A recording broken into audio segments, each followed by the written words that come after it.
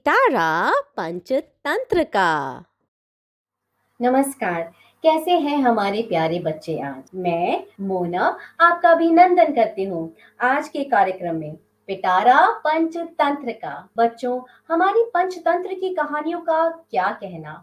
ये ना केवल मनोरंजन के लिए होती हैं, बल्कि ये रस भरी कहानियां हमें ऐसी शिक्षा दी जाती हैं जो कि हमें अपनी आम जिंदगी जीने में सहयोग करती हैं। चलो फिर मेरे प्यारे बच्चों, रुक करते हैं आज की पंचतंत्र कहानी की ओर। जल्दी से आंखें बंद कर लो और ये निकली, बजाओ ताली, खुल गया अपना पिटारा पंचतंत्र का।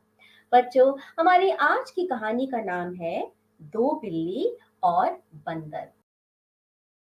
एक था जंगल जहां सभी जानवर मिलजुल कर रहा करते थे। सभी जानवर जंगल में नियम का पालन करते और हर त्योहार को साथ में मनाते थे।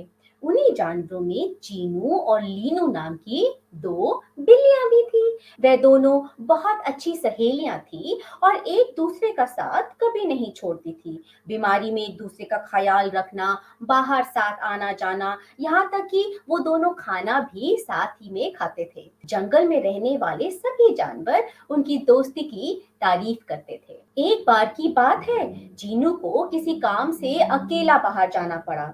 पर जब वह घर लौट रही थी तो उसको एक बड़ी सी रोटी दिखी। उसने उस रोटी को ले लिया और सोचा कि वाह भाई वाह, आज तो मैं इसको खाऊंगी अपनी सहेली लीनू के साथ मिलकर, बांट कर। रोटी देखकर दोनों बिल्लियां बहुत खुश हुई।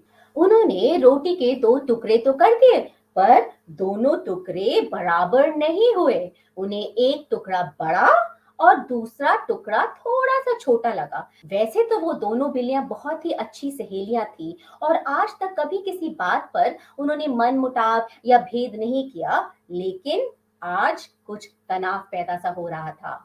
आज उन दोनों में पहली बार रोटी को लेकर थोड़ी सी बहस छिड़ गई। पास से एक बंदर निकल रहा था। उसने बिल्लियों की बातें सुन ली और कहा, देखो, मेरे पास एक तराजू है। मैंने तुम्हारी सारी बातें सुन ली हैं और मैं तुम दोनों की सहायता करना चाहता हूँ। बंदर ने तराजू पर रोटी के दोनों टुकड़ों को अलग अलग पलड़े पर रखा। तोड़ते समय जो पलड़ा थोड़ा भारी होता, बंदर उससे टुकड़ा थोड़ा तोड़कर रोटी खा जाता। बंदर ने तराजू पर रोटी के दोनों टुकड़ों को अलग अलग पलड़े पर रख दिया। तोड़ते समय जो पलड़ा भारी होता, बंदर उसमें से थोड़ी रोटी तोड़कर खा जाता। फिर उसे लगता कि दूसरी रोटी अब थोड़ी बड़ी लग रही है क्योंकि पलड़ा दूसरी रोटी का भारी हो रहा था, तो फिर वो उसमें से तोड़कर खा जाता। ऐसे करते करते बंदर पूरी की पूरी रोटी खा गया और दोनों बिल्लियां एक दूसरे का मुंह देखती रह गई। बच्चों, कैसी लगी आपको ये कहानी और क्या सीखा आपने इससे? जी हाँ, ये कहानी हमें ये सीख देती है कि दो जीवों के झगड़े का फायदा अक्सर तीसरे को हो जाता है। याद रखिए प्यारे बच्चों, हमें कभी भी लालच नहीं करना चाहिए। जो कुछ भी हमारे पास है, हमें उसमें ही संतोष करना चाहिए और आपस में मिलजुल कर रहना चाहिए।